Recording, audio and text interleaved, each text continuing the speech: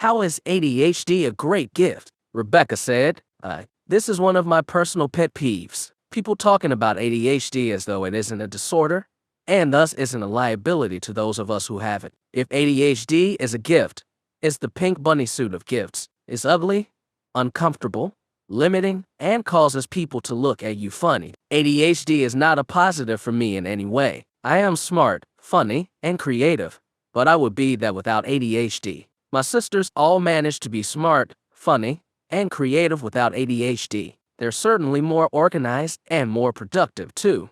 Hyperfocus is just a misnomer for an inability to control one's attention. I'd rather have that control so I could choose what stuff I get done. The inability to prioritize is not a gift. Neither is hyperactivity, or impulsivity, or hyperverbality, or any other hyper trait. Hyper, after all, means too much. All my life has been characterized by being too much, and that too muchness is hard to bridle. The fact is, ADHD has always stood in the way of me accomplishing what I needed to accomplish. Time after time, I have pushed that obstacle out of the way and pushed ahead. But it has taken extraordinary drive. I have refused to let ADHD stop me, but it would be a lie to say it hasn't hindered me. It has slowed my inertia and sent me down long, meandering side paths, which I had to climb my way back from.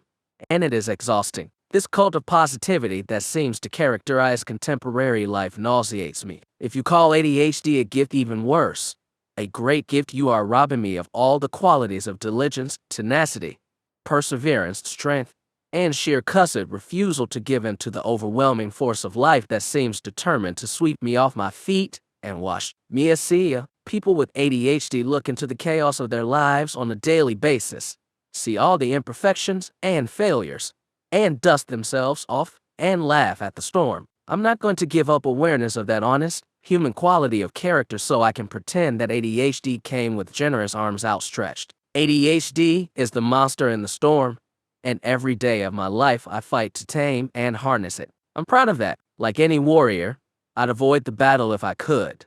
But as it's there, I plan to withstand it. So far, so good. Jamila said, I have spent much of my life in a dysfunctional marriage where my ex-husband constantly reminded me of my shortcomings. His philosophy was that conventional organizational skills and productivity were essential, and I was simply lazy and defiant to becoming a normal person. I beat myself up plenty as I am the only person in my family with ADHD. It is a struggle to try and be something or someone that does not come naturally. To me, he might have been asking me to be Chinese. My sister once posted a picture on FB on several different species of animals and stated simply this: if you judge a fish by its ability to climb a tree, it will spend its whole life believing that it is stupid.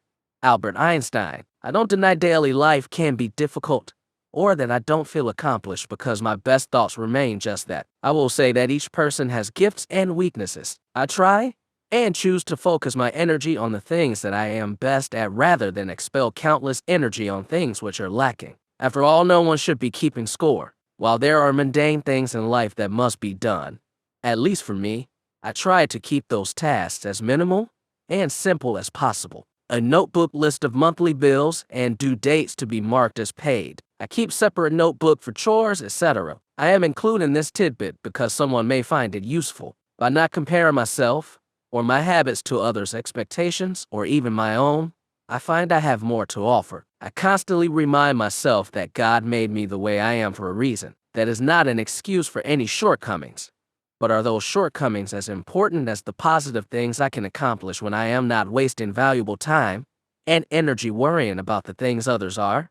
And I am not. I really do understand your feelings and frustrations. I just wanted you and everyone else to know that a big part of the struggle with ADHD is feeling socially acceptable. My personal journey has led me to believe it isn't necessarily best to spend my life swimming upstream and failing, or worse, treading water and not going anywhere. There's just as much to be accomplished downstream, and I have more energy and motivation that way. May God bless and guide each of us on our journey in whatever path we are intended to take. Jessica said, thank you so much. That amen. A side effect of my ADHD is having migraines and seasonal depression. I guess because our brains don't properly handle serotonin and dopamine. So I had to learn meditation for my short fuse and take magnesium supplements to help aid things along, and use a UVB light box to help with the seasonal depression. We have a lot of mechanisms that we have to build up in order to function and thrive, but we are all warriors on this journey.